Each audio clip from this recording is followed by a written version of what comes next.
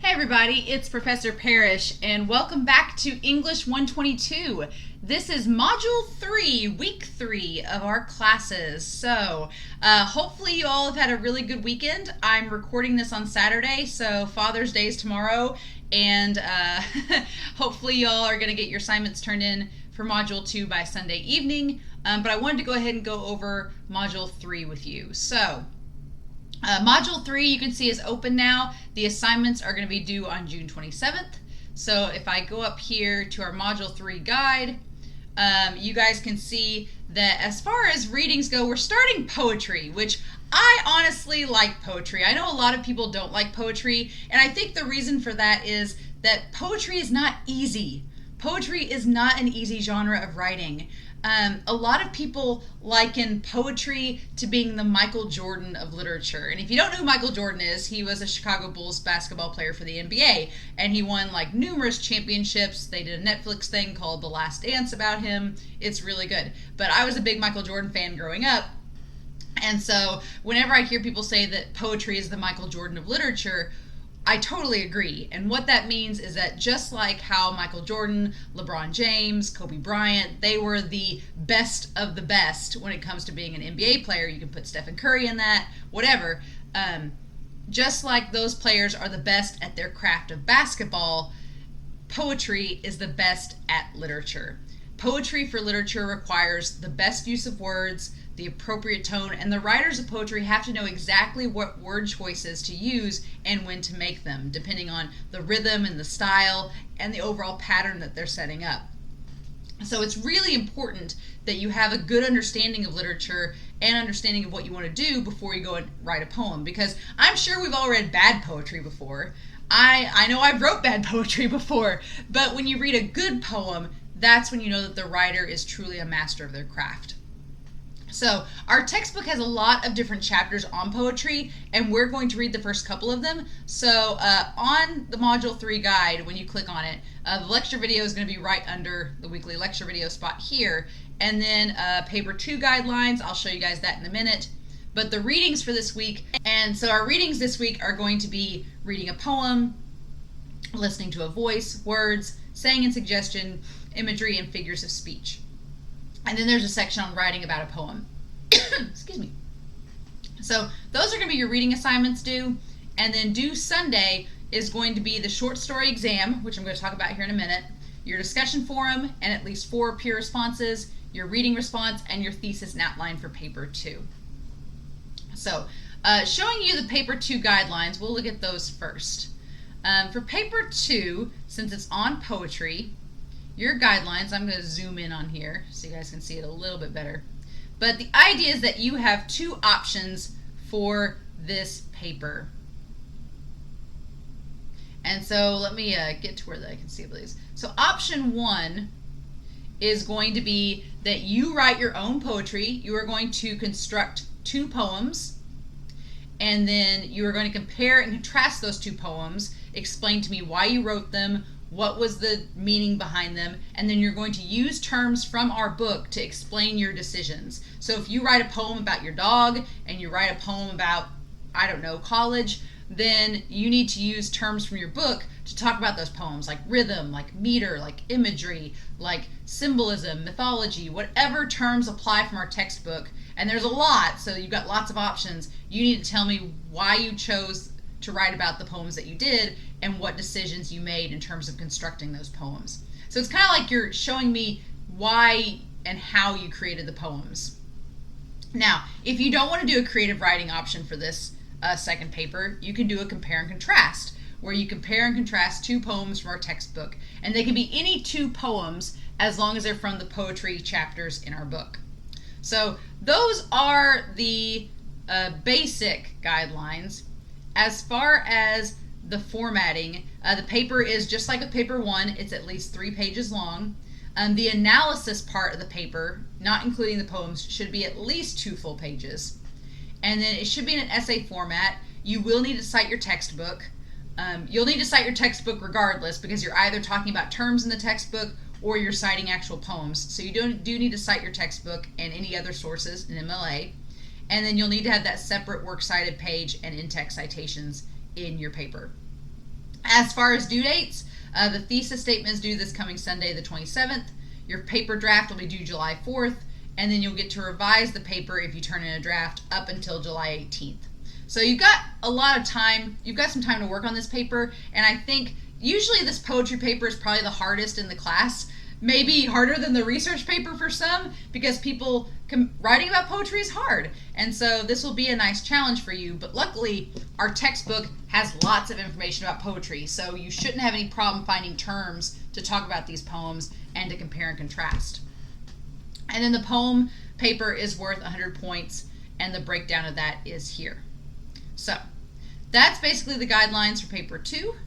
And then if you go on to the thesis and outline assignment, basically you are going to tell me in that thesis statement what option you picked, either option 1 or option 2, what your topic is going to be, what you're thinking about, and then create an outline similar to like you did for paper 1. And it should look like an outline. It should have like your points, any subpoints. It can be pretty bare bones. I just need to know you have an organization and a structure in mind for your paper. And you can always email me with any questions that you have as you're constructing this outline. If you have any questions at all, don't hesitate to send me an email, because I'm happy to help you kind of go over and explain any details that might be a little confusing. And then you have your reading response due this week. The reading response is going to go over chapters 15 to 20 in our textbook. So what you're going to do is you're going to choose 4 poems, and the 4 poems can be any poems from chapters 15 through 20. And if you decide to use any of those poems in your paper, that's fine too. But my questions in your reading response, you do need a brief introduction and conclusion to kind of bookend your response. But the first question in the body paragraphs that you'll create is, which 4 poems did you choose and why? Based on the terminology in chapters 15 through 20, which term about poetry best fits each poem and why? So if one poem does a really good job with imagery, that could be the term that you talk about. If another poem is using, if it's a ballad, you can describe ballad and explain how it applies to your poem. I just want to know which term out of our book chapters applies best to each poem. And if you want to use the same term for multiple poems, you can. You just need to explain and give me an example of how that works. Like if you say, oh, I chose imagery for all 4 of my poems. Okay, how does imagery apply to each poem? That's what I want you to explain. I want you to apply the term and show me how it works. And then finally, which poem was your favorite and why? And which poem did you like the least and why? And you can explain your answers there. So the responses, like the other ones, should be at least a full page in length. They can be longer and be double spaced in 12-point font. So that's the reading response. And then as far as our discussion forum, I'm really excited about the discussion forums for poetry. I really quite like them. So it's one thing to read a poem, right? It's one thing to read it out of our book, and you guys will be reading lots of poems the next 2 weeks. But it's another thing to hear a poem being spoken out loud. So what I'd like for you to do is go to this link here. It's called poetryoutloud.org, and I'm going to open it up here and show you it.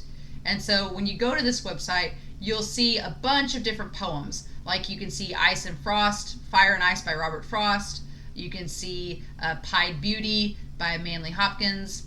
You can see Fern Hill by Dylan Thomas. You can see lots of different poems. And I want you, in your discussion forum, to pick a poem, just one, and listen to it. And then after you listen to it, I want you to answer these questions. So which poem did you pick and why? Reading the poem versus hearing it spoken, what was the biggest difference that you noticed? Explain your answer. Of the terminology in our poetry chapters so far, chapters 15 through 20, which term do you think is the most interesting and why? Or which one do you think is the most applicable to poetry, I guess would be another way to think about it. And so your post is going to be due by Sunday along with 4 peer responses. And I like this discussion forum because I'm curious to see which poem you all pick, and for you guys to kind of discuss, especially those of you that chose the same poem. I'm going to be interested to see how your answers vary and are similar. So that's the discussion forum. And then finally, there is our short story exam. Now here's the thing about the exam. I say exam kind of loosely because it's not really an exam. It's a quiz. It's not timed, and it's open book. So there should be no reason why you don't get 100 on this assignment. You do only get 1 attempt to turn it in, but you get to take as long as you want onto it. There's no time limit. So I'll go ahead and preview and show you what the test looks like because you're watching this lecture video like you should. As you can see here, there is a matching section that's worth 10 points, and you'll just match the term to the definition, and there'll be a drop down and you just pick which definition matches. Question 2 is multiple choice. Question 3 is another set of matching about narrators. Question 4 is a short answer, what's the difference between flat and round characters. Question 5 is to define the term irony and the other 4 types described in our tone and style chapter. And then the last question is going to be define genre and list 2 texts. List an example of 2 texts that would fit 2 of the genres that our textbook lists. So that's pretty much it. And then once you finish, you just submit the quiz and you're done. So there's only 6 questions. It shouldn't take you too long to do, but you only get to do it once. So just make sure that you give yourself plenty of time to do it. All right? And so that's Module 3. Like I said, poetry, it can be very intimidating to a lot of people. I think the big intimidating factor with poetry is that it's really up to the author what the meaning is. A lot of times people read poetry and they think, well, that poem had no meaning, or I don't understand it, or what are they trying to get at? And it can be hard to decipher that sometimes because the author may have multiple meanings in mind that they don't quite, or they may choose to leave it ambiguous and they don't quite give you a clear definition. They're just like, oh, it's whatever you want it to be. And that frustrates a lot of people because when we read a novel, we know there's a beginning, middle, and end, right? There's a resolution. With a poem, you may not get that. And poems can be confusing. They can be intentionally vague to the point where we don't know what the point is. And that's part of the journey, is to kind of just delve and dig at a poem until you can try to crack some meaning out of it. So I'm curious to know what you guys do for these assignments this week. I'm pretty excited to see what you all write about. I am going to start reading your paper number 1's drafts on Monday and start getting those back to you with feedback. So you should, by the end of this Module 3, have your papers back with feedback. So as always, if you have any questions, please let me know. But otherwise, I hope you all have a great Father's Day. I hope you have a wonderful week. Stay safe, take care, and I'll talk to you all again soon with Module 4. Bye.